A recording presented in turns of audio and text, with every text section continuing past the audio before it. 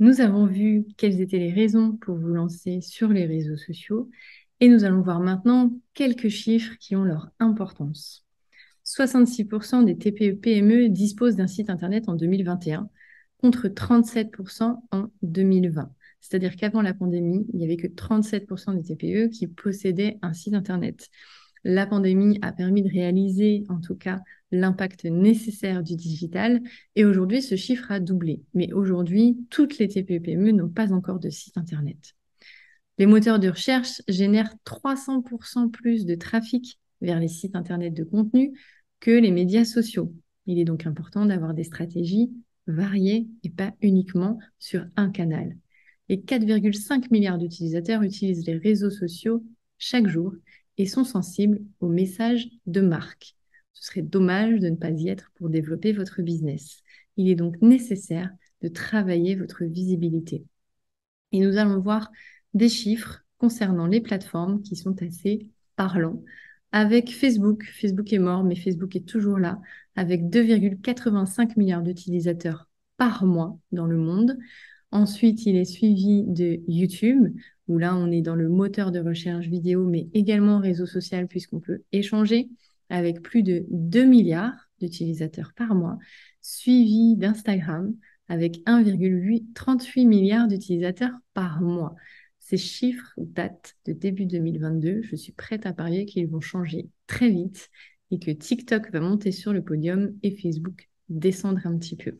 Les usages aujourd'hui ne sont plus tout à fait ce qu'ils étaient il y a encore 6 mois.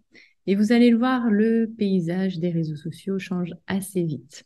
Facebook possède une moyenne d'âge d'environ 40 ans, avec des utilisateurs aujourd'hui les plus nombreux par mois, mais ce chiffre va évoluer en termes d'usage. YouTube a une moyenne d'âge plus jeune, entre 15 et 34 ans, mais avec 2 milliards d'utilisateurs par mois.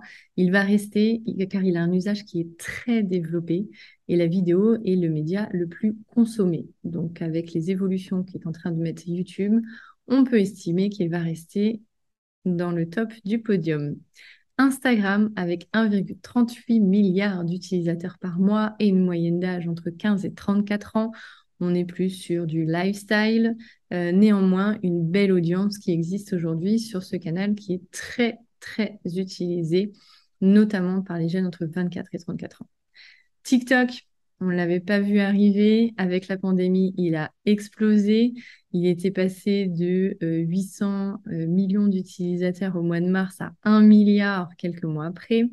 Une moyenne d'âge plus jeune, entre 15 et 24 ans, mais qui a aussi tendance à évoluer, puisque de plus en plus de personnes trentenaires ou quarantenaires arrivent sur ce réseau social et que les marques s'y intéressent de près, notamment sur le côté captif de l'audience. LinkedIn, avec 757 millions d'utilisateurs par mois, le réseau social du B2B par excellence, avec une moyenne d'âge de 44 ans, qui représente la moyenne d'âge des actifs. Un réseau social qui explose, voilà, qui commence quand même à évoluer, à prendre aussi de plus en plus d'utilisateurs par mois, car LinkedIn n'est pas puissant dans tous les pays. Par exemple, en Allemagne, ce n'est pas le réseau social le plus développé, mais dès qu'on est dans le monde anglo-saxon ou alors francophone, là, il est très, très puissant. Suivi de Snapchat qui a 500 millions d'utilisateurs par mois, une moyenne d'âge assez jeune. Pinterest, le réseau social qui est vraiment très axé sur la déco, l'architecture, la beauté, tout ce qui est un peu esthétique finalement et visuel, avec 470 millions d'utilisateurs par mois, une moyenne d'âge très large, essentiellement féminin. Et Twitter avec 330 millions d'utilisateurs par jour et une moyenne d'âge assez jeune entre 25 et 35 ans.